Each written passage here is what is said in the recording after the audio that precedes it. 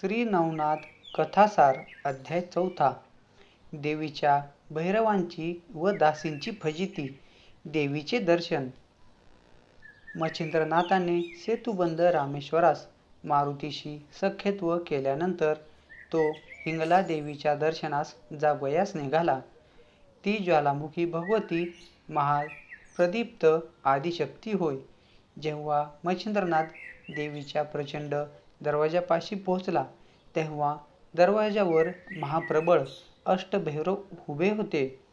त्यांनी मच्छिंद्रनाथास पाहताच ओळखिले व साबरी मंत्राने नागपत्र अश्वत्थाच्या झाडाखाली नाथाने सर्व देव अनुकूल करून त्यांच्यापासून वरदाने मागून घेतली आहेत. तो हाच कार्यभाग कितपत सिद्धीस गेला आहे याची प्रचिती पाहण्याचे त्यांच्या मनात आले. म्हणून ते भैरव आपली रूपे पालटून संन्यासी बनले आणि दाराशी उभे राहिल्यावर तुम्ही कोठे जात वगैरे मच्छिंद्रनाथास ते विचारू लागले. तेव्हा त्याने सांगितले की देवीचे दर्शन घ्यावयाचे माझ्या मनात आहे, म्हणून मी आत जात आहे. असे सांगून मच्छिंद्रनाथाने त्यास विचारले की तुम्ही संन्यासी आहात, तुमची मर्जी आत जावयाचे आहे की काय? त्यावर ते म्हणाले, आम्ही येथले द्वारपाळ आहोत. येथे दाराशी उभे राहून जे कोणी देवीच्या दर्शनात येतात त्यांच्या पापपुण्याची चौकशी करून मग जो पुण्यवान व मनापासून दर्शनाची इच्छा करणारा असेल त्यास आम्ही आत जाऊ देतो. यास्तव तुझ्या पापपुण्याचा आम्हास झाडा देऊन मग तो आत जावे. कोणी विषयविलासाचे दुष्कृत्य जर लपवून ठेवले तर आत प्रवेश करतेवेळेस तो मध्येच दारात अडकतो, कारण त्यावेळेस दार अतिशय अरुंद होते. मग खोटे बोलून अडकला आहे असे पाहताच आम्ही त्यास मागे ओढून शिक्षा करतो. याकरिता तुमच्या हातून जी जी कर्मे झाली असतील ती ती सर्व सांगून येथे झडती द्यावी, मग दर्शनास जावे. अष्टभैरवांचे असे भाषण ऐकून मच्छिंद्रनाथ म्हणाला की पापपुण्य काही एक जाणत नाही. मजकडून आजपर्यंत जी जी कर्मे घडली ती ती सारी ईश्वरा प्रित्यर्थ केली आहेत. तशात आम्ही पापपुण्यापासून अलिप्त आहोत. हे भाषण ऐकून ते संन्यासरूपी अष्टभैरव चकित झाले व म्हणाले, जन्मास आल्यानंतर तू केलेली कामे छपवून ठेवलीस तर येथे तुझा निभाव लागावयाचा नाही. मार खाऊन परत जावे लागेल. ह्याकरिता काही वाईट असेल ते सांगून आत जावे, म्हणजे अंबाबाई कृपा करील व तुला दर्शन देईल. अशा प्रकारचा बराच संवाद होऊन शेवटी मच्छिंद्रनाथ म्हणाला की प्राण्यांना शासन करण्याकरता मी अवतार घेतला आहे. मजपुढे तुम्हा मशकांचा प्रताप अद्भुत आहे असे माझ्याने म्हणवेल तरी कसे? हे ऐकून अष्टभैरवांस राग आला व ते त्रिशूळ, फरस, गांडीव, तरवारी, अंकुश, बरची, गदा, भाले, कुऱ्हाडी अशी तीव्र शस्त्रे घेऊन युद्ध करण्यास सिद्ध झाले.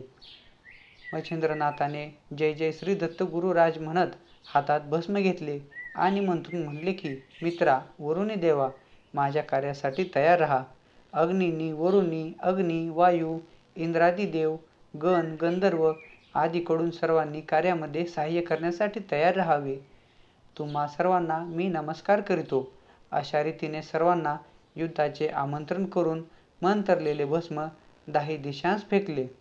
नंतर वज्रपय प्रयोग करून विभूती अंगास लावल्यानंतर त्याचे शरीर वज्राहून कठीण झाले. नंतर मच्छिंद्रनाथाने भैरवास सांगितले की तुम्ही आता आळस करून विलंब करू नका, युद्ध करण्यास तयार व्हा. न कराल तर तुम्हास मातापित्यांची शपथ आहे. ते ऐकून अष्टभैरवांनी रागाने तीव्र शस्त्रे सोडली, परंतु मच्छिंद्रनाथाने त्यास जुमानले नाही. ती त्यास गवताच्या काड्यांप्रमाणे वाटली. परंतु त्या योगाने तिन्ही लोकात थरकाप होऊन गेला. त्यावेळी वासव शक्ती सोडण्यात आली. तिच्या आवाजाने ब्रह्मांड दणाणून गेले. तो अंबेने ऐकताच शोध करण्यासाठी आपल्या लावण्यखानी दासी पाठविल्या.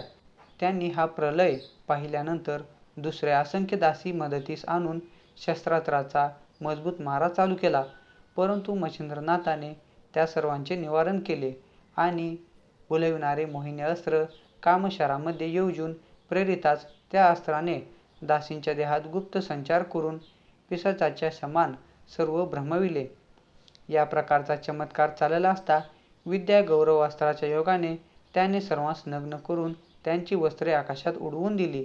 नंतर माया अस्त्राच्या योगाने मच्छिंद्राने हजारो पुरुष त्या स्त्रियांपुढे निर्माण केले आणि स्मरण अस्त्राच्या योगाने त्या सर्व स्त्रियांस शुद्धीवर आणले. त्यावेळी समोर हजारो पुरुष व आपण वस्त्ररहित असा प्रकार पाहून त्या दासी परम लज्जित होऊन रानुमाळ परत सुटल्या. अशा स्थितीमध्ये त्या पळत असता भैरव कंठी प्राण धरून अस्त्यवस्थ पडलेले त्यांनी पाहिले. मग त्या पळून भगवती जवळ गेल्या. त्यांची अवस्था पाहून अंबेला आश्चर्य वाटले. तिने काय प्रकार घडला म्हणून विचारता दासी म्हणाल्या, सुकृत सरल म्हणून ही दशा प्राप्त झाली. कोणी एक जोगी आला आहे, त्याने ह्या रीतीने आमची दुर्दशा करून टाकिली.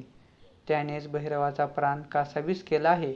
आता तुम्ही आपला गाशा गुंडाळून येथून कोणीकडे तरी पसार व्हा, नाहीतर तुम्हावर हाच प्रसंग येऊन गुदरेल असे आम्हास दिसते. अशा प्रकारे त्या दासी कावऱ्याबावऱ्या होऊन भगवतीस सांगू लागल्या. त्या भिवून गेल्यामुळे थरथरा कापत होत्या व त्यांच्या डोळ्यांपुढे तो जोगी दिसत असल्यामुळे भयाने आला आला असा शब्द त्या करीत होत्या. हा सर्व प्रकार भवानीने ऐकून घेतल्यानंतर तिला परम आश्चर्य वाटले. मग तो कोण आहे हे ती अंतर्दृष्टीने पाहू लागली. तेव्हा मच्छिंद्रनाथ या नावाने कविनारायणाने अवतार घेतला असल्याचे तिच्या लक्षात आले. नंतर तिने सर्वांस वस्त्र दिली आणि त्यांसह अंबा मच्छिंद्रनाथाजवळ गेली. तिने अतिप्रेमाने त्यास हृदयी धरले. तेव्हा तो जगन्मातेच्या पाया पडला. अंबेने त्यास मांडीवर बसविले व प्रताप करून दाखविल्यावर तिने त्याची तारीफ केली. शेवटी तिने त्यास भैरवांना सावध करावयास सांगितल्याबरोबर त्याने वात आकर्षण अस्त्र काढून घेतले. भैरव सावध होऊन पाहू लागले. तो अंबा मच्छिंद्रनाथास मांडीवर घेऊन बसली आहे असे त्यांच्या दृष्टीत पडले. त्यांनी देखील मच्छिंद्रनाथाची तारीफ करून त्याला शाबासकी दिली व नाग अश्वत्थाखाली संपूर्ण दैवते प्रसन्न होऊन त्यास आशीर्वाद दिल्याबद्दलचा मूळचा सादंत मजकूर अंबेला कळविला.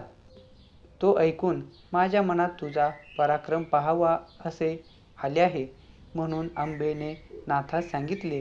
त्यावेळी तू सांगशील तसे मी करून दाखवितो असे नाथाने म्हटल्यावर तिने पर्वत आकाशात उडवून पुन्हा जागच्या जागी आणून ठेवाव्यास सांगितले. हे ऐकून त्याने वातास्त्र योजून व मंत्र म्हणून भस्म पर्वतावर फेकले. तेव्हा पर्वत आकाशात भ्रमण करू लागला.